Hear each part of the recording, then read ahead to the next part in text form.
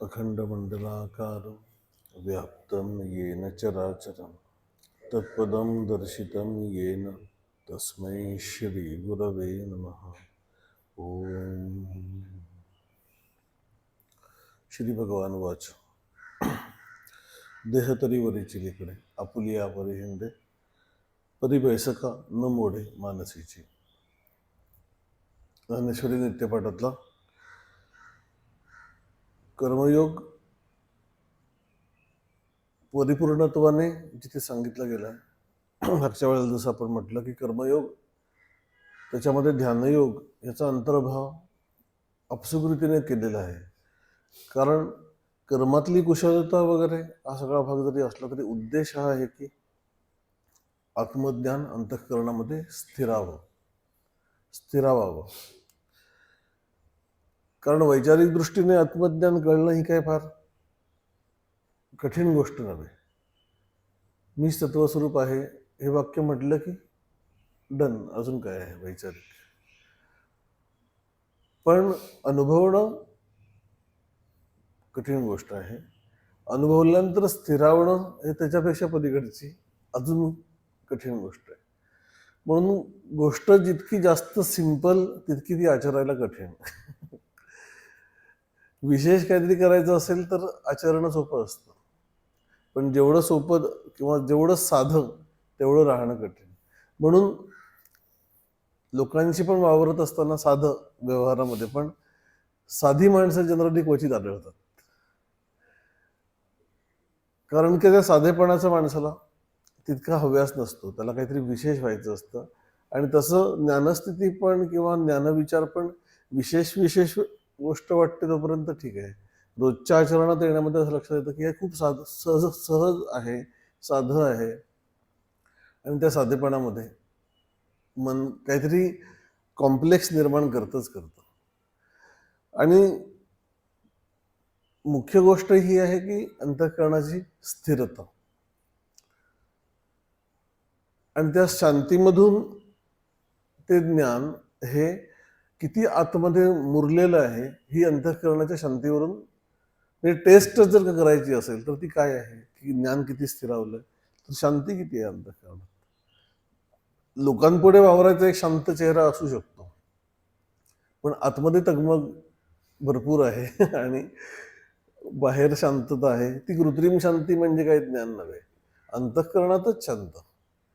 आणि स्वामी स्वरूपानंदांचं हे मला म्हणजे अतिशय वैशिष्ट्य वाटलं की ज्ञानेश्वरी नित्यपाठामध्ये वेगवेगळ्या ठिकाणच्या ओव्या, वेगवेगळ्या संदर्भाने ज्ञानेश्वरीमध्ये गीतेमध्ये आलेल्या ओव्या त्यांनी ज्या क्रमाने तिथे आणून ठेवल्यात आणि ज्या ईजने आहेत त्या ओव्या तिथे, असं वाटतं की त्या तिथेच आहेत. तो कर्मे करी सकाळी परिक्रमबंधा नाकळे, जैसे न सिंपे जळी जळे पद्मपत्र. तो असा स्थिर असतो. तयाही देह एक किराती लौकिकी सुखदुःखी दयाती म्हणती, पण आम्हा ते ऐसे प्रती परब्रह्मची. हा का बरं असं आहे? कारण देह तरी वरिशिलीकडे आपुलिया परिहिंडे तरी बैसका न मोडे मानसीची. परब्रह्म जसं म्हणजे तत्व सगळीकडे जसं स्थिर आहे तसं तो स्थिर असतो. इतक्या ईज ओव्या येतात. पण ऍक्च्युली ह्या 5व्या-6व्या अध्यायावरून डायरेक्ट स्वामी 13व्या अध्यायातली दैवी गुण संपत्तीतली स्थैर्य अंतःकरणाचं हा जो गुण आहे, अमानित्वम, अदंभित्वम, अहिंसा, शौच, ह्याच्या मालिकेमध्ये स्थैर्य हा एक विशेष गुण दैवी गुण संपत्तीतला सांगितलाय. आणि त्याच्यावरचं भाष्य चाललंय ज्ञानेश्वर महाराजांचं ऍक्च्युली की आणि स्थिरता साचे घर रिगले जयाचे तो पुरुष ज्ञानाचे आयुष्य का. ज्ञानाला जगायचं असेल तर ते कुठे जगेल? तर ज्याच्या अंतःकरणात स्थैर्य आहे तिथे ते जगेल. एरवी ज्ञानाला जगायला दुसरी जागा नाहीये असं त्यांनी म्हटलंय. देह तरी वरिचिरीकडे आपुलिया परिहिंडे परिभैसका न मोडे मानसीची. त्याला कशा प्रकारे तो स्थिर असतो त्याला ज्ञानेश्वर महाराजांनी व्यवहारातलं उदाहरण दिलंय की का लोभिया दूर जाई परी जीव ठेविलाच ठाई. लोभी माणूस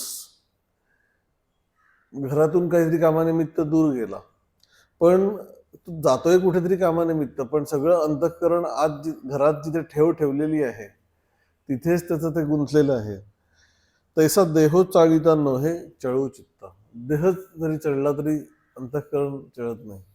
ती विनोदी गोष्ट खूप ठिकाणी आपण ऐकली पण असेल की तो अतिशय लोभी माणूस काही कारणाने त्याला पूर्वीच्या काळी प्रवासाला म्हणून बाहेर पडतो आणि रात्रीची वेळ असते आणि घरामध्ये त्यावेळेला काही लाईट्स वगैरे इलेक्ट्रिसिटी नव्हती, तेलाचे दिवे असायचे आणि तो चालता चालता बाहेर पडल्यानंतर एक थोडं अंतर चालून गेल्यानंतर त्याला एकदम आठवतं की आपण घरून निघताना तो दिवा तेलाचा विझवायचा विसरलो. तर बायकोने ते विसरलं असेल की नाही कोणास ठाऊक, त्यावेळेला काय मोबाईल नव्हता. म्हणून त्याला ते एवढं खायला लागलं की तेल फुकट जाईल म्हणून तो जेवढं काही अंतर चालून गेला होता तेवढं परत चालत आला बघायला की तो तेलाचा दिवा हिने विझवलाय की नाही. तर ती पण त्याचीच बायको असल्यामुळे थोडीच कंजूस होती. तर ती म्हटली, हो तुम्ही गेला लगेचच आम्ही तो दिवा विझवला, पण तुम्ही एवढं चालत परत आला त्याच्यामध्ये तुमच्या चपला झिजल्या असतील. नाही म्हणाला, काढून आलो हातात घेऊन आलो. तसं म्हणजे तो बाकीच्या सगळ्या कर्मांमध्ये आहे, आत एवढं पक्क अंतःकरणामध्ये काय त्याला मिळवायचं हे रुजलेलं आहे. तसा तो ज्ञानी व्यक्ती हा आत्मबोधावर स्थिर राहण्याच्या बाबतीत अतिशय आग्रही असतो. म्हणजे ज्ञानी व्यक्तीचं वर्णन अंतःकरणाची स्थिती ज्ञानेश्वर महाराज करतायत. मागच्या वेळेस आपण जसं म्हटलं की ज्ञानी व्यक्तीचं वर्णन करणार कोण. समर्थाने जसं म्हटलंय की योगी ओळखावा योगेश्वर आहे. जो योगेश्वर आहे तो सांगेल की योगी कसा असतो. ज्ञानी ओळखावा ज्ञानेश्वर आहे. त्याप्रमाणे ह्यांचं नावच महाराजांचं ज्ञानेश्वर आहे. त्यामुळे स्थिती परिपूर्ण रीतीने कोण सांगू शकेल तेच सांगू शकतो. आपल्याला ते आकलनाच्या कक्षेत कित्येक वेळेला नाहीच आहे असं लक्षात येतं की ज्ञानी व्यक्तीची स्थिती कळू शकत नाही आपल्याला. एका अर्थाने ते खरं पण आहे, कारण की जोपर्यंत ते अनुभवत नाही तोपर्यंत कळणार नाही की ते नक्की काय म्हणत आहेत, कुठल्या स्थितीला आहेत. पण एका अर्थाने सोपं पण आहे, कारण की आपण जिथे आहोत त्याच्या बरोबर 180 अंशात बघितलं तर तो तसा असतो. देह तरी वरिचिलीकडे, त्याचा देह सगळीकडे यथायोग्य कर्मांमध्ये असतो. एका ठिकाणी स्थिर बसून राहिलेला आणि ज्याला कशाचंच व्यावहारिक काही करावं लागत नाही, कर्म करावं लागत नाहीत, अन्न मिळवण्यासाठी काही अटेम्प्ट करावं लागत नाहीत, शिष्यमंडळी सगळे आणून देत आहेत आणि त्याच्यानंतर हा बसल्या बसल्या फक्त खातो आहे, अशा ढिम्म अवस्थेला ज्ञानी म्हणत नाहीये गीता. तो ऍक्टिव्ह आहे परिपूर्ण रीतीने, किंबहुना 4 चौघांपेक्षा तो जरा जास्तीच ऍक्टिव्ह आहे. भगवान श्रीकृष्ण स्वतःच गीतेमध्ये किंवा महाभारतामध्ये सगळ्यात जर का प्रोएक्टिव्ह कोण अप्रोच कोणाचा असेल तर तो श्रीकृष्णांचा आहे. बाकी सगळे आपापल्या एका तंद्रीमध्ये आहेत. पांडव पण काहीतरी द्यूतच खेळतील, कुठेतरी यज्ञच करतील. इवन म्हणजे धर्मराजा पण यज्ञ वगैरे सगळं करतो. कृष्णाने कुठेही यज्ञ केलेला दिसत नाही. त्याचा यज्ञ करू, घोडा पाठव, मागोमाग लढायला जाऊ, असलं काही केलेलं नाही. तो आधी राज्यावरच बसलेला नाहीये, तो जगाच्या कल्याणासाठीच वावरतो आहे. म्हणजे इवन सुभद्रेचं लग्न हे बलरामाला करायचं होतं की दुर्योधनाच्या मुलाशी किंवा दुर्योधनाशी असं वगैरे, तर म्हणजे कौरवांच्या पक्षामध्ये, तर ते होऊ नये म्हणून प्रोएक्टिव्हली त्या अर्जुनाला सगळे सपोर्ट करणं, तिला पळवायला मदत करणं वगैरे, या सगळ्या उद्योगांमध्ये तो पूर्ण विनासंकोच आहे. काही त्याच्याबद्दल अध्यात्म कुठेही हलत नाही. देह तरी वरचिलीकडे आपुलिया पर्यंत जे जे जसं करायचं तसं तो करतो. तसं असताना पण त्याचं चित्त हलत नाहीये आणि आपलं उलट आहे की शरीर स्थिर जरी करून बसलो तरी मन तिथे नाहीये. हा आपला अनुभव आहे की ध्यानासाठी म्हणून बसल्यानंतर सुद्धा किती ठिकाणी मन फिरून आलं ह्याचा जर काही हिशेब करायला गेला गेल्या पाऊण तासामध्ये, तर एवढे विषय मनामध्ये येऊन जातात. कारण शेवटी मनाला महत्वाचं काय वाटतं तिथे ते जातं, खरं सांगायचं तर. आणि ज्ञानाचं महत्व आम्हाला कळलेलं जरी असलं तरी ते अंतःकरणात पुरेसं वळलेलं नाहीये. त्यामुळे कितीही भक्ती महत्वाची, ईश्वर प्राप्ती महत्वाची असं आम्ही म्हणत असलो तरी अंतःकरणाची ठेवण त्याला अजून तितकी अलाईन नाहीये. ही गोष्ट आम्ही मान्य करून टाकायला पाहिजे. मग आता अंतःकरण ज्याला महत्व देतं त्याच्याच मागे जायला त्याचं टेंडन्सी असते. घरामध्ये काही प्रॉब्लेम आहे, मग त्यावेळेला मग काही डिस्प्यूट्स आहेत आणि त्यावेळेला मग ध्यान चांगलं होत नाही. कारण अजून घरामध्ये डिस्प्यूट्स हे त्या ईश्वर प्राप्तीपेक्षा जास्ती महत्त्वाचे वाटतात. That is the only fact. त्याच्यामध्ये कोणालाही काही दोष देण्याची गरज नाही आणि त्याच्या बाबतीत लो वाटून घेण्याची पण गरज नाही, की असं अजून एक प्रेशर अंतःकरणावर, मी स्वामी कित्येक वेळा असं म्हणत, की ऑलरेडी टेन्शन्स एवढी आहेत, त्याच्यामध्ये एक अध्यात्माचं टेन्शन वाढवण्याची काही ॲडिशनल गरज नाही, की आम्हाला ते कळलंय पण जमत नाहीये, याचं एक टेन्शन घेऊन लोक असहजपणे किंवा गिल्ट मनात बाळगून अध्यात्म होत नाही. अध्यात्म हे शांत अंतःकरणानेच होतं, टप्प्याटप्प्यानेच होतं. आणि त्याच्यासाठी म्हणून अंतःकरणाला जरी का महत्वाची गोष्ट कळली तरी जर का ते फॉलो करत नसेल तर विवेकाच्या साह्याने त्याला उगीच सारखं क्रिटिसाइज न करता सारखं स्क्रूइंग करून अंतःकरण ऐकणार नाही, तर डिप्रेशनमध्ये जाईल. मग एक वेगळं आध्यात्मिक डिप्रेशन स्वतःला आणून घेईल, की एवढ्या सगळे हे दैवी गुण आम्ही कुठेच बसत नाही, अनुग्रह तर होऊन एवढी वर्ष झाली वगैरे, कशाला एवढं जीव खातोय, शांत बस. सावकाशपणाने ते होईल आणि नीट समजून घेऊन केलं तर होईल. म्हणून संतांच्या इतकं वैराग्य आमच्यामध्ये नाही, संतांची इतकी ज्ञाननिष्ठा आमच्यामध्ये नाही, संतांच्या इतका साधनेचा अनुराग आमच्यामध्ये नाही, नसू देत. आमच्याकडे जेवढं आहे तेवढं घेऊन आम्हाला चालायचं आहे. हे एकदा का शिदोरी आमच्याकडे जेवढी काही आहे आणि ती टप्प्याटप्प्याने कृतीमधून वाढेल. म्हणून अंतःकरणाचं स्थैर्य पण किंवा अंतःकरणाची शांतता पण आम्ही अशांत होऊन नाही होणार, शांततेनेच करावं लागेल. आणि ती शांततेमध्ये दर ज्या वेळेला आम्हाला आठवण होते की ईश्वराचं अनुसंधान ठेवायला पाहिजे, त्या वेळेला ते ठेवणं, that is the only way possible. Guilt मनात बाळगण्यामध्ये जेवढा वेळ जातो तेवढा वेळ जर का अनुसंधानाला लावला तर तेवढाच ते अंतःकरण हे अनुसंधानात राहील आणि ईश्वर प्राप्तीचा मार्ग चालेल. तुकाराम महाराज जे म्हणत असत, मी त्यांचा जो अभंग आहे की 9 महिन्यांचं मूल डायरेक्ट आईच्या पोटात जर का बसवायला गेलं तर ते तेवढी जागाच त्याच्यामध्ये नाहीये पोटामध्ये, पण ते अगदी सिंगल सेल पासून वाढत वाढत वाढत मोठं होत जातं, स्वतःला जागा आतमध्ये करून घेतं आणि ते अख्खं मूल त्या 9 महिन्याचं त्याच पोटामध्ये बसतं. तसं उपासनेच्या साठी म्हणून पण आम्ही एकदम भस्कन काहीतरी करायला गेलो तो इव्हेंट होईल फार पडतं आणि काहीतरी भारी केलं, क्रेझी केलं असं वाटू शकेल. मध्ये एका साधकेने मला विचारलं होतं, म्हणजे महाशिवरात्रीच्या निमित्ताने, की महाशिवरात्रीला म्हणून जे काही आज समाजामध्ये आध्यात्मिक इव्हेंट्स चालतात, तर तसं मग त्या वेळेला रात्री जागून रात्रभर जागून ध्यान करायचं वगैरे, पण प्रकृतीला ते झेपत नाही, तर करायचं का नाही करायचं? नाही करायचं. म्हटलं आपल्याला काय अध्यात्माचा इव्हेंट नाही करायचंय, आपल्याला रोज अध्यात्म करायचंय आणि त्याच्यासाठी म्हणून जेवढं झेपतंय तेवढंच अध्यात्म शिवरात्रीच्या दिवशी पण करायचं. काही वेगळं जाऊन करायची गरज नाही. आम्हाला अख्खं जीवनशैली आध्यात्मिक करायची असेल तर असं इव्हेंट टू इव्हेंट अध्यात्म आम्हाला आवड असेल तर आम्ही करू शकतो, म्हणजे कशाचं डिनायल नाहीये, कशाला विरोध नाहीये, पण त्यातली एक मजा पण असते. पण ती मजा म्हणून अध्यात्म करणं आणि रोज अध्यात्म करणं ह्याच्यामध्ये एक सातत्याचा फरक आहे आणि ते सातत्य जनरली अंतःकरणाला नको असतं. रोज सकाळी 5 वाजता उठून 12 सूर्यनमस्कार घालायचे हे जास्ती कठीण आहे. हनुमान जयंतीच्या दिवशी 100 घालणं हे जास्ती सोपं आहे, कारण पुढे काय करायचं नसतं दुसऱ्या दिवशी. हनुमान जयंती साजरी करण्यामध्ये जास्त इंटरेस्ट असतो. तसं सातत्याने थोडं थोडं थोडं थोडं थोडं आम्हाला अध्यात्म वाढवायचं आहे हे समजून घेतल्यानंतर त्याचं बर्डन कमी होतं आणि मग जे काही करू ते कॉन्क्रीट स्टेप्स अंतःकरण घेतं, त्याच्या मागे यायची शक्यता राहत नाही. म्हणून एक कोड कौतुक आहे ज्ञानी व्यक्तीच्या स्थितीचं की कशा प्रकारे त्याचं अंतःकरण स्थिर आहे. पण मुख्य गोष्ट ही आहे की ते स्थैर्य त्याने कशा रीतीने प्राप्त करून घेतलं. जन्मापासूनच एक ओरिएंटेडच किंवा आपल्याला काय प्राप्त करायचं याच्याबद्दल अतिशय स्पष्टता असणाऱ्या व्यक्ती ह्या कमी असतात. अनेक गोष्टी हव्या आहेत आणि त्याच्यामध्ये ईश्वर प्राप्ती पण हवी आहे असं ज्या वेळेला त्याला कळतं, एखाद्या साधकाला कळतं, मोठ्या भाग्यावशात मार्ग मिळतो, त्यावेळेला इतर सगळ्या प्रवृत्ती असताना आम्हाला ह्याच्यातून मार्ग काढायचा आहे आणि अंतःकरणाचं स्थैर्य हे अशा रीतीने साधनेच्या पावलांनीच येणार आहे. ती साधनेची पावलं जेव्हा जेव्हा आम्ही ती करू त्या वेळेला होईल. म्हणून ज्ञानी व्यक्तीच्या अंतःकरणाचं स्थैर्य हे त्याच्या त्या ज्ञानाचा परिणाम आहे.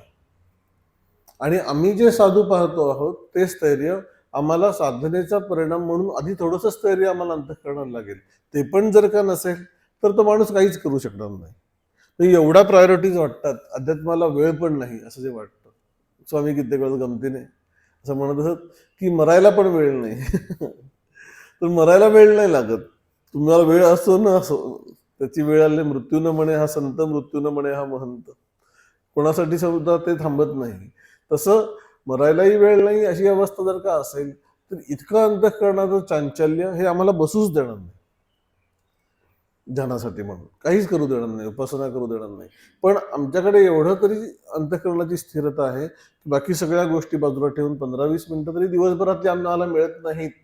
असं जर का अवस्था असेल तर शोकांतिका आहे की आम्हाला 20 मिनिटं दिवसभरातली मिळत नाहीत स्वतःसाठी, जे आम्हाला महत्वाचं वाटतंय ते करण्यासाठी. मग प्रॉब्लेम आहे. मग काही त्याला कोण कोणाला हे करू शकेल. पण 15 मिनिटं काढणं एवढं जर अंतःकरण शहाणं असेल स्वतःपुरती, तर एवढे व्यापार आम्ही करतो दिवसभरातले, आम्हाला म्हणून जे वर्थ वाटतंय त्याच्यासाठी आम्ही 15 मिनिटं देतच आले पाहिजे. 1.5 तास देणं ही जर अशक्य गोष्ट असली तर तेवढं तरी करता आलं पाहिजे. त्याच्यातून ती व्यक्ती ज्या वेळेला आत्मबोधावर राहायचा प्रयत्न करेल, सगळे हे जे साधना पद्धती आहेत, इन्क्लुडिंग नाम, इन्क्लुडिंग सगुण उपासना, ध्यान, हे सगळं काय सांगतायत, अंतःकरण स्थिर कसं होईल एवढंच बघतायत वेगवेगळ्या आलंबनाने. सतत अंतःकरण व्यवहारामध्ये ज्या वेळेला वेगळं असतं त्यावेळेला ते कोणाशी तरी संबंधित असतं. म्हणून गोंदवलेकर महाराज यांच्या काही काही डेफिनेशन्स एवढे अप्रतिम आहेत की प्रपंच आणि परमार्थ याच्यामध्ये फरक काय आहे. त्यांनी असं म्हटलंय की अनेकांशी संबंधित होऊन राहणं म्हणजे प्रपंच, एकाशी संबंधित होऊन राहणं म्हणजे परमार्थ. That's it. काहीही करायला नकोय दुसरं. तर ज्यामुळे अनेक वृत्तींशी आम्ही संबंधित आहोत त्यामुळे आम्ही वेगळं आहोत. ज्यावेळेला ती व्यक्ती एका ठिकाणी संबंधित होऊन राहते, मग ते नामाच्या सहाय्याने असेल, सगुण उपासनेच्या सहाय्याने असेल, अवधान अनेक ठिकाणी गेलेलं गोळा करणं आणि एका ठिकाणी लावणं, असं केल्यामुळे आमचं अंतःकरण स्थिर होतं. सगुण उपासना करताना एक बाह्य स्थूल आलंबन आहे, रामाची मूर्ती आहे, प्रतिमा आहे, सद्गुरूंची मूर्ती आहे, प्रतिमा आहे, त्यांना आम्ही फुल वाहतो आहोत, एक क्रिया त्याच्याशी जोडलेली आहे, आचमन करतो आहोत, त्याच्यामध्ये एक पवित्र भावनेने अंतःकरणात तीर्थ या स्वरूपात ग्रहण करतो आहोत नामासहित. या सगळ्यामध्ये ते अंतःकरण गोळा झालं. आता लक्ष देऊन केलं तर, नाही केलं तर त्याही वेळेला ते विस्कळीत राहील. त्यामुळे जे जे काही आम्ही अध्यात्म करतो आहोत लक्ष देऊन केलं तर त्या अंतःकरणाची स्थैर्य प्राप्त करून देतं आणि त्या सगळ्या आलंबनांसहित हळूहळू अंतःकरण आत यायला शिकतं. स्वतःपाशी राहिल्यानंतर बरं वाटतं, हा पहिला अनुभव अंतःकरणाला येतो. का पूजा करता, का स्वामींकडे जाता, बरं वाटतं म्हणून जातो, एवढंच उत्तर आहे. पुण्य मिळावं म्हणून जातो, आत्मज्ञान म्हणून व्हायला म्हणून जातो, ही सगळी लॉंग टर्म उत्तर आहेत. आणि दुसरं म्हणजे बरीचशी भावाने आणलेली उत्तर आहेत. बरं वाटतं म्हणून जातो, दॅट इज द ओनली अनुभव. म्हणून नरेंद्रनाथ किंवा स्वामी विवेकानंद ज्या वेळेला रामकृष्णांकडे येत त्यावेळेला ऐकत तर काही नसत त्यांचं ते, आणि ऐकत नाही म्हटल्यावर रामकृष्ण असं म्हणाले की तुला जर माझं ऐकायचं नाही तर तू येतोस कशाला माझ्याकडे, तुम्हाला पाहायला म्हणून येतो असं जाऊ. आता पाहायला म्हणून येतं का होतं, अंतःकरण त्यांचं स्थिर होऊन जात असे, तिथे एफर्ट लागत नसत. एवढा प्रकांड पंडित युवक, सर्व प्रकारच्या फिलॉसॉफी ज्यांचे पाठ आहेत, ध्यान करतो आहे लहानपणापासून कोणीही न सांगता, त्याला पण कुठेतरी स्थिर व्हायची गरज होती आणि ती त्याला तिथे जाणवत होतं की स्थैर्यामध्ये इथे आल्यानंतर स्थैर्य प्राप्त होतं, सुख वाटतं. म्हणून या सगळ्या गोष्टी इंटरकनेक्टेड आहेत आणि इंटरडिपेंडंट पण आहेत की जितकं आम्ही प्रेमाने करू तितकं शांत राहू, जितकं शांत राहू तितकं अंतःकरणाला सुख अनुभवायला येईल. ते सुख लगेच रजिस्टर होईल असं नाही, पण पुन्हा करावं असं वाटतं, याचा अर्थ सुख आहे. आणि मग त्या प्रेरणेने अंतःकरण हळूहळू अंतरंग उपासनेचा मार्ग स्वतःहून करेल. आणि ते ज्यावेळेला स्वतःहून करेल त्यावेळेला त्यातली जी सारखी संघर्षाची भूमिका अंतःकरण बाह्य प्रवृत्ती आणि आंतरिक प्रगती याची निर्माण करतं, ते हळूहळू कमी करतं. म्हणून ज्या ज्या आम्ही गोष्टी करू समजून घेऊन करू आणि वेळ स्वतःहून स्वतःसाठी करतोय असं म्हटल्यानंतर उगीच कुणीतरी मॅन्डेट दिल्यासारखं करणार नाही. काय करणार, आमच्या घरी पूर्वी पूजा करायचे, वडिलांपासून चालत आलेली आहे, आता कोण दुसरं करणार नाही म्हणून करावं लागतंय. मग तीच 15 मिनिटं तेवढीच लागतात नाईलाजाने करणं, आणि मला आवडतं म्हणून करणं. मग आम्हाला रोज शक्य नसेल, विकेंडला करतो आम्ही सागर संगीत पूजा, तशी तरी का होईना पण व्हावी हातून. त्याने काय होईल, बाकी काय ते देवाला स्वच्छता, देवघर इतर स्वच्छ होईल पहिली गोष्ट. आणि दुसरं म्हणजे तुझ्या अंतःकरणामध्ये त्याची शांतता रूपी प्रसाद तुला मिळेल, प्रेमरूपी प्रसाद तुला मिळेल. म्हणून संतांची स्थिती आम्ही एका बाजूला बघितल्यानंतर त्याच्यामधून प्रेरणा घेणं हा एक भाग आहे, पण ज्या मार्गाने आम्ही ती अटेंड करू शकू तो भाग मुख्यतः आम्ही चाललो तर त्या सगळ्या अवस्था समजून घ्यायला काहीतरी अर्थ आहे. की देहतरी वरचिलीकडे आपुलिया परी हिंडे परी बैसकांमुळे मानसीची, हे म्हणजे सिनेमामधल्या हिरोचं सुपर पॉवर बघितल्यानंतर आम्हाला जसं अवाक वाटतं, तसं ज्ञानी व्यक्ती बघितल्यानंतर आम्हाला अवाक वाटते. हे आमच्या आयुष्यामध्ये कधीतरी स्पर्श व्हावा, हा महत्वाची गोष्ट आहे. साधकाच्या बाबतीत ह्या भूमिका बघत असताना त्याला एवढं ते जरी साधलेलं नसलं तरी बाय अँड लार्ज तो शांत राहायला शिकणं. ओव्हरऑल अंतःकरणाची भूमिका सारखी सारखी घालमेल अंतःकरणाची कमी होणं हा साधनेचा परिणाम आहे. म्हणून एक अल्टिमेट स्थिती आहे, एक अजिबात न साधलेली स्थिती आहे, आणि मधली स्थिती जी अपूर्णतेची आहे, प्रोग्रेसिव्ह आहे, ती कशाने मॅप करणार? ती मॅप एवढंच आहे की आम्ही पूर्वीपेक्षा जरा लवकर रिकवर होतो. म्हणजे हलत नाही असा प्रश्न नाही, हलतो पण रिकवर लवकर होतो. न प्रहृष्येत प्रियम प्राप्य नोद्विजेत प्राप्यच्या प्रियम. अतिशय हर्षित होत नाही. काही प्रिय गोष्ट प्राप्त झाली, कोणीतरी चांगलं म्हटलं, अवॉर्ड मिळाला की नंतर चढून जात नाही तो त्याने. न प्रहृष्येत म्हणजे अतिशय हृष्ट, अतिशय आनंदित झाला, प्रहृष्येत प्रियम प्राप्य. नोद्विजेत उद्वेग प्राप्त होत नाही, प्राप्यच्या प्रियम. अप्रिय प्राप्त झालं तर जो उद्वेग पावत नाही, त्याला वाईट वाटेल, राग पण येईल, पण तो उद्विग्न होत नाही किंवा लवकर त्या दुःखातून रिकवर होतो. हा भाग आम्ही अंतःकरण हे साधना किती मुरलेली आहे याच्यावर डिपेंडेंट आहे. म्हणून जनरली ह्याचा सगळा भाग आहे. 2 प्रकाराने हा श्लोक किंवा ही ओवी बघता येते की ज्या ज्या वेळेला अशा काही विशेष गोष्टी आयुष्यामध्ये घडत असतात त्यावेळेला ती व्यक्ती अंतःकरणाने किती हलते आणि किती लवकर जागेवर येते, त्याच्यावरून हा एक पॅरामीटर आहे.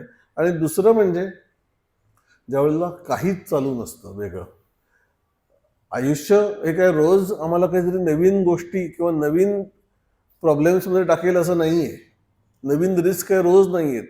एक रुटीन आयुष्य चाललेलं असतं, आणि जनरली माणसं ही काहीही विशेष अंतःकरणावर भाव नाही, कुठल्या तरी जुन्या चिंता उगाळत बसलेली आहेत, पुढे काहीतरी संभाव्य धोके जे वाटतात त्याच्यामधून व्यग्र झालेले आहेत. म्हणून काहीही ऍक्च्युली रिस्कची परिस्थिती नसताना किंवा प्रॉब्लेमॅटिक परिस्थिती नसताना पण व्यग्र असणं हा आमचा मुख्य प्रॉब्लेम आहे. रोज उठून आम्हाला कुठले प्रॉब्लेम्स येतात खरं सांगायचं तर. आणि ज्या परिस्थितीतून अर्जुन चाललाय आणि अर्जुनाला तो बोध होतो आहे, त्याला स्वामी चिन्मयानंदांनी खूप छान म्हटलंय की काही काही लोक असतात की ज्यांना रिस्कमध्ये राहण्यामध्येच आनंद वाटतो, की त्यांना काहीतरी लागतं सारखं, नसेल तर ते उभं करतात. त्यातला त्यांनी असं म्हटलंय अर्जुनाचा अनालिसिस करताना, तो त्यातला आहे. तो क्षत्रिय आहे आणि त्याला युद्धजन्य परिस्थिती ही त्याला आवडीची आहे. त्याला हे युद्ध नको आहे हे मान्य की आत्ता, कारण त्यांना मारावं लागणार आहे भीष्म अर्जुनांना, पण युद्धामध्ये जी अनसर्टनिटी असते कायम, कुठून बाण येईल आणि आपल्याला लागेल माहिती नाही, हा आत्ताचा गेला हा श्वास शेवटचा आहे का नाही माहिती नाही, इतकं अनसर्टनिटीचं जे वातावरण आहे युद्धाचं ते त्याला फेवरेबल वाटतं. लहानपणापासून तो करत आलेला आहे, क्षत्रवृत्तीने आहे. आणि त्याला तिथे सांगतायत की शंतरा बाबा इथे विगत युद्धस्व विगत ज्वर, हा अंतःकरणाला ज्वर काढून टाक आणि शांतपणे लढाई कर. शांतपणे लढाई कर हे जास्ती कठीण आहे, पण आम्ही तो नसलेला युद्धाचा प्रसंग रात्रंदिनामा करून घेतो. तुकाराम महाराजांनी वेगळ्या अर्थाने म्हटलं की रात्रंदिनामा युद्धाचा प्रसंग, अंतर्बाह्य जग आणि मन. आमच्या जगाशी युद्धाचा प्रसंग नाहीये, मनामध्ये एवढी युद्ध चाललेली आहेत त्याच्यामुळे आम्ही बाह्य जगामध्ये संघर्ष युद्धाचा प्रसंग निर्माण करत असतो. आणि काहीही चालू नसताना पण आमचं अंतःकरण स्थिर नसतं. हा मुख्य प्रॉब्लेमचा विषय, की अंतःकरणावर तर रजोगुण आणि तमोगुण एवढे प्रबळ आहेत की ते त्याला स्थिर बसू देत नाहीत. आणि सतत कशामध्ये तरी व्यग्र होत राहणं हे अंतःकरणाची ठेवण असेल तर कर्मयोगाच्या साह्याने, म्हणून कर्मयोग आधी सांगितलेलं आहे की सारखं तू त्या फळाचा विचार करत बसू नकोस, सारखं कशाशी तरी संबंधित होऊन राहू नकोस. अधिष्ठान संगती, अंतःकरणावर स्थिर राहण्यासाठी एक काहीतरी डेस्टिनेशन ठेव की इथे आल्यावर मला बरं वाटतं. सगळ्या गोष्टींमधून सारखं अंतःकरण खालीवर होत असताना एक आम्हाला मुक्कामाचं ठिकाण पाहिजे की इथे मला बरं वाटतं. मग ते मुक्कामाचं ठिकाण सुरुवातीला शरीरा किंवा मनाची ठेवण इमॅच्युअर असताना गुरु हे मुक्कामाचं ठिकाण असतं. स्वामींनी ते काही काही वेळेला व्यक्त केलंय त्यांच्या माझे स्वामी या पुस्तकामध्ये, की टूरवर असायचे सगळीकडे, साधनेमध्ये तरी होतेच, पण सगळं होऊन झाल्यानंतर ते प्रत्येक टूरचा जो एक, काही काळामध्ये तसं झालं असेल, दरवेळेला तसं झालं असेल असं नाही, पण प्रत्येक टूरचा एक डेस्टिनेशन पॉईंट असायचा, तो म्हणजे कन्याकुमारी. कन्याकुमारीला जाऊन ध्यान करणं हा त्यांच्या टूरचा डेस्टिनेशन पॉईंट काही काळापुरती होता. तसं आम्हाला सगळीकडे फिरून आल्यानंतर कुठेतरी एक मुक्कामाचं ठिकाण पाहिजे. ते मुक्कामाचं ठिकाण दरवेळेला बाहेर कुठे शोधणार, आतमध्येच आहे. सेल्फ, मी माझ्यापाशी असलेलं की सगळ्यात जास्त कम्फर्टेबल असतो. घरात कोणी नाहीये, सगळेजण कुठेतरी गेलेत आणि त्याच्यानंतर मी मोकळा आहे, काही काम पण नाहीये, मोस्ट कम्फर्टेबल. मग लोक मोठ्याने स्पीकर लावून बसतात घरातल्या घरातच कारण का तर टोकणारं कोणी नाही. मग किती जवळची, किती प्रेमाची, किती आवडीची माणसं असली तरी ती नसताना मला जितकं बरं वाटतं, कारण मला कोणासाठी काही कर्तव्य नाही करत, मी माझ्या पुरता असतो. त्यामुळे स्वतःसाठी असणं, स्वतः बरोबर असणं हे सगळ्यात कम्फर्टेबल गोष्ट आहे. आणि भगवंत इथे त्याचाच धागा पकडून असं सांगतायत की स्वतःबरोबर असणं, स्वतःच्या मूळ स्वरूपाबरोबर असणं हे अजून जास्ती कम्फर्ट करणार आहे. कारण व्यक्तिमत्वामध्ये अजून एक थोडासा हालचाल आहे. स्वतःबरोबरच व्यक्तिमत्व असलं तरी ते डिमांडिंग आहे, स्वतःची अपूर्णतेचा सेन्स घेऊन आहे. म्हणून सारखं अंतःकरण हलतं का, थोडंसं हे मनोवैज्ञानिक वाटेल, पण त्याचं कारण हे आहे की सारखं अंतःकरण का बरं हलतं, शास्त्र म्हणून समजून घेताना त्याला इच्छा निर्माण होते, कारण त्याला स्वतःच्या अपूर्णतेची जाणीव असते खोल कुठेतरी. त्यामुळे ती अपूर्णता पूर्ण करावी कशाच्या तरी साह्याने. म्हणजे माझ्याकडे थोडंसं आर्थिक चणचण आहे, मग काय मिळाल्यानंतर तुला बरं वाटेल, पैसे मिळाल्यावर बरं वाटेल. That is the answer. प्रयत्न कर. म्हणून ती अपूर्णता कशाने तरी भरून काढली. मला लोनली वाटते, मग काय कर, कुणाशी तरी कॉन्ट्रॅक्ट कर, माझ्या आवडीच्या माणसाशी पूर्णत्व तात्पुरतं. काहीतरी खावंसं वाटतंय, का भूक नाहीये पण अजून काहीतरी हवंसं वाटतंय, खाल्ल्यानंतर तात्पुरतं पूर्णत्व अंतःकरण शोधत असतं. आणि ते तात्पुरतं पूर्णत्व कशा ना कशा स्टिम्युलसने घेतल्यानंतर त्याला जे बरं वाटतं, ते बरं वाटण्याचं फिलिंग फार काळ टिकत नाही आणि त्याच्यामुळे ते दुसरं काहीतरी निमित्त शोधतं. म्हणून लहान मूल जसं असतं ना की त्याला ते समजत नसतं आणि त्यावेळेला ते बेचैन सारखं असतं. आताची मुलं तर म्हणजे हायपर ऍक्टिव्ह काही पोरं असतात तसं, की त्याला एक दिलं की त्याचा इंटरेस्ट त्याचा 5-10 मिनिटात जातो, त्याला नवीन खेळणं हवं असतं, नवीन खेळणं आल्यानंतर तिसरं खेळणं हवं असतं. असं सतत कुठलं तरी खेळणं अंतःकरणाला लागतं आणि त्याच्यातून ते तात्पुरतं पूर्णत्व शोधत राहतं आणि ते कधीच तर सॅटिस्फाईड होत नाही. ज्या वेळेला स्वतःचं अस्तित्वमय पूर्णत्व ते अनुभवतं त्यावेळेला ते तिथे शांत राहतं. म्हणून प्रत्येक माणूस ईश्वर स्वरूप आहे. ती धून पण आपण आश्रमात कित्येक वेळेला म्हणतो ना, शिवोहम शिवोहम सच्चिदानंद, आत्मोहम आत्मोहम आत्मस्वरूपोहम, आणि त्याच्यामध्ये ज्ञानोहम ज्ञानोहम ज्ञानस्वरूपोहम, पूर्णोहम पूर्णोहम पूर्णस्वरूपोहम, आणि नंतर ब्रह्मोहम ब्रह्मोहम ब्रह्मस्वरूपोहम. तो स्वामी असं कित्येक वेळा म्हणत असत की त्या सिक्वेन्सला पण काही अर्थ आहे, कारण ते तसंच आहे. अनुभूतीच्या पातळीवर पण तसंच आहे की व्यक्तिमत्वात्मक मी कमी केल्यानंतर हळूहळू मी आत्मस्वरूप आहे अशी जाणीव ज्यावेळेला अंतःकरणात निर्माण होते, त्यावेळेस स्वस्वरूपाचं ज्ञान अंतःकरण रजिस्टर करून घेतं आणि त्या ज्ञानाचाच एक आस्पेक्ट असा आहे की त्याला हे कळतं की मी पूर्ण आहे, मीच पूर्ण आहे. मला काहीतरी पूर्णत्वासाठी म्हणून वेगळं करण्याची आवश्यकता नाही. व्यक्तिमत्व स्वरूपात प्रत्येकामध्ये अपूर्णता असतात. कुठलीच व्यक्तिमत्व या स्वरूपात पूर्ण नसते. मग संत म्हटले तरी सुद्धा व्यक्तिमत्व म्हणून ते पूर्ण नसतं. त्यांच्या व्यक्तिमत्वाला काही भाग असतो, काही भाग त्यांना जमत नसतो. सगळ्या संतांना परफेक्ट संसार करून दाखवता आला नाही. बहुतेक लोकांना नाहीच आला. काही लोकांनी तो केलाच नाही. काहींना केल्यानंतर पण प्रॉब्लेम्स आले.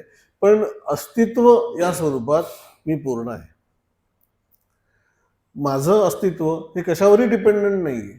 मला काही सक्सेस मिळालं नाही मिळालं तरी माझं अस्तित्व त्याच्यावर डिपेंडंट नाही.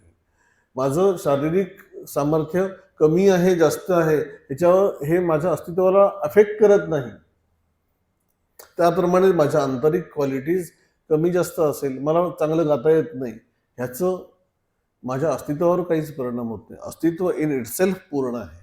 आणि ते पूर्णत्व अंतःकरण ज्या वेळेला त्याचा वेध घेऊन राहतं त्यावेळेला अंतःकरण त्याला व्याप्त केल्यामुळे स्वतःच्या अपूर्णतेचं भान सोडून देतं आणि ते पूर्णत्वामध्ये येतं. That is the logic actually.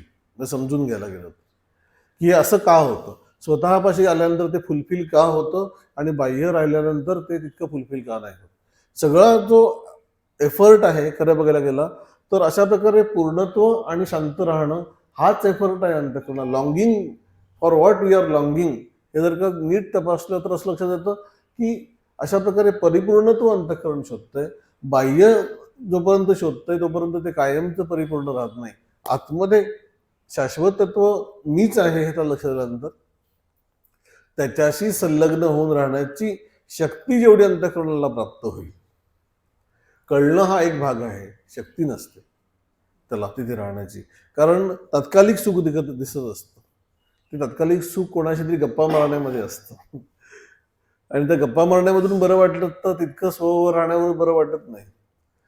संतांचं उलट असतं की बोलावंसं वाटत नाही इतकं आतमध्ये सुख प्राप्त झालंय. त्यावेळेला त्यांचं चॉईस बदलतो. पण आमचा मेन प्रॉब्लेम आमचं चॉईस बदलण्याकडे आहे थोडासा. आणि आम्हाला तो बदलत नाही हे अंतःकरणाला कळत असताना पण आम्ही ते पुन्हा पुन्हा सुख मिळवून अनुभव सुखाची कौतिके गावीत जायचे. या सगळे संतांची वचनं नीट बघायला गेलं तर एका मागोमाग एक अशी रांगेत लॉजिकली सेट होतात. म्हणून हे अध्यात्म पटतं. बाकीचं चमत्काराचं अध्यात्म जे आहे त्याचं जरी किती भारी वाटत असलं लॉजिकली पटत नाही. आणि खरं अध्यात्म हे लॉजिकली पटणारच असलं पाहिजे.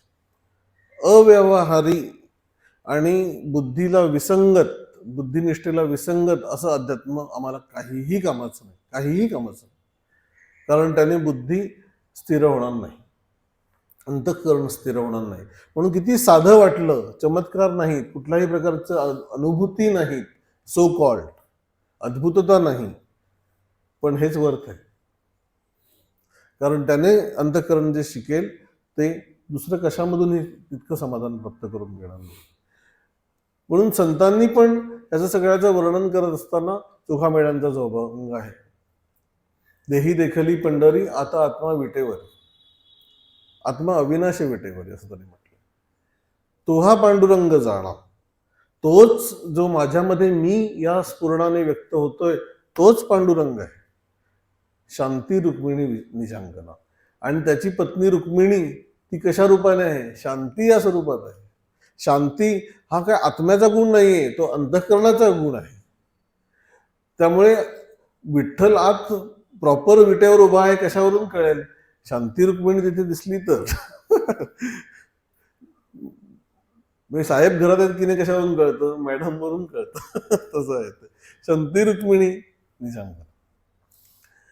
म्हणून व्यक्त जे आहे प्रकृती व्यक्त होते, तत्व व्यक्त होत नाही. हे जसं बाह्यतः म्हटलं जातं तसं अंतःकरणामध्ये पण शांती रूपाने जर का प्रकृती व्यक्त होत असेल तर आत विठ्ठल स्थिरावलेला आहे. आणि जर का तसं नसेल, अशांती रूपाने असेल तर अजून काम करण्याची आवश्यकता आहे. That is the thing. आणि ज्यांना ते अधिकाधिक साधतं त्यांच्यामध्ये म्हणून एक प्रोग्रेसिव्ह अध्यात्म हे असं जज करता येतं की हा शांतीचा परिणाम अंतःकरणावरचा किती काळ आमचा राहतो हे ज्याचं त्याने जज करावं. त्याच्यावरून कळतं की आमची प्रोग्रेस होते की नाही, आम्हाला अध्यात्म साधतंय की नाही, शांती आहे का अंतःकरणात, कशाची तरी क्रेविंग खूप होतं का. क्रेविंग खूप होतं याचा अर्थ ओकेजनली होऊ शकतं, खूप प्रॉब्लेमचा सिच्युएशन आहे, काही घरात दुःखाची गोष्ट आहे, त्यावेळेला कोणाशी तरी व्यक्त व्हावं असं वाटलं. ह्यात काही चूक नाही, माणूस आहोत पहिली गोष्ट आपण. पण बाय अँड लार्ज आम्हाला शांती अंतःकरणाचा प्रधान गुण असला पाहिजे. शांती याचा अर्थ बद्धाची शांती नव्हे. भरपूर श्रीखंड खाल्ल्यानंतर पण एक शांती येते. ती शांती इज नॉट इक्वल टू ज्ञानरूप शांती. काहीही ट्रिगर नसताना, काहीही स्टिम्युलस नसताना विनाकारण शांती, सहज शांती, हे ज्ञानाचं स्वरूप आहे. आणि त्यावेळेला अंतःकरण कुठे असतं? स्वस्थ असतं. आणि त्याचा परिणाम म्हणून आलेली शांती. तो हा पांडुरंग जाणं शांती रुक्मिणी निजांगना आकारले तितके नासे. ज्या ज्या गोष्टींचा आकार अंतःकरण ठरतं ते सगळं जातं. आत आत्मा निश्चळ दिसे. तो हा ऐसा विठ्ठल ध्यावा ठाई. अशा विठ्ठलाचं ध्यान करावं असं त्यांनी म्हटलंय. की विठ्ठलाचं म्हणजे पंढरपुरातला जाऊन सगुण विठ्ठलाचं करावं का? आवड असेल तितकं करावं. पण ह्या विठ्ठलाला ध्यावं, चोखा मेळा जडला पाहिजे. आणि कुठल्या पायी जडला? म्हणून भक्ती आणि ज्ञान यांचा संगम सारखा संतांनी केलेला आहे. आम्ही त्याच्याकडे आम्हाला कम्फर्टेबल म्हणून फक्त भक्ती बघतो, की ते वारीला जातच होते. पण वारीला जाण्यावर त्यांचं अध्यात्म डिपेंडंट नव्हतं. आतमध्ये ज्या विठ्ठलाचे पाय धरलेले आहेत, विठ्ठलाचे पाय is equal to self consciousness, स्वची जाणीव, हेच विठ्ठलाचे पाय. तिथे प्रेमाने जडला, अंतःकरणाने मिठी घातली. आमचं अंतःकरण तितकं मिठी घालायला तयार नाही. मग आम्ही प्रार्थना करू शकतो की बाबा मला मिठी घालण्याची ताकद नाही, तूच मिठी मारशील तर मी जवळ येईन तुझ्या. माझ्याच्याने काही नाही शक्य, मी सारखं इकडे तिकडे हिंडणारच आहे. पण अशा अजाण पोराला जसं आईच शेवटी जवळ घेते, तसा किमान बालकभाव तरी अंतःकरणात पाहिजे. की मी शहाणा आहे असं म्हटल्यानंतर आई जवळ करत नाही, मोठ्या मुलाला आई जवळ घेत नाही. ती त्याचं कौतुक करेल, सगळ्या गोष्टी तिला हव्या त्या गोष्टी देईल, पण कडेवर नाही घेत. पण जितकं आम्ही सरळ भावाने राहू, मूल भावाने राहू, तितकं आई जवळ घेईल. आई म्हणजे तरी कोण? प्रकृती अंतःकरणाची, तीच ईश्वरापर्यंत नेऊन सोडेल. म्हणून शारदेचं वर्णन करत असताना समर्थांनी दासबोधामध्ये की जे साधकांचे चिंतनी ते सिद्धांचे अंतःकरणे कशाच्या रूपाने? समाधी रूपे. समाधी रूपाने पण तीच आहे. कारण समाधीमध्ये पण अंतःकरण तत्वाशी तदाकार होऊन अवस्थेमध्ये राहतं. हे पण अंतःकरणाचाच गुण आहे.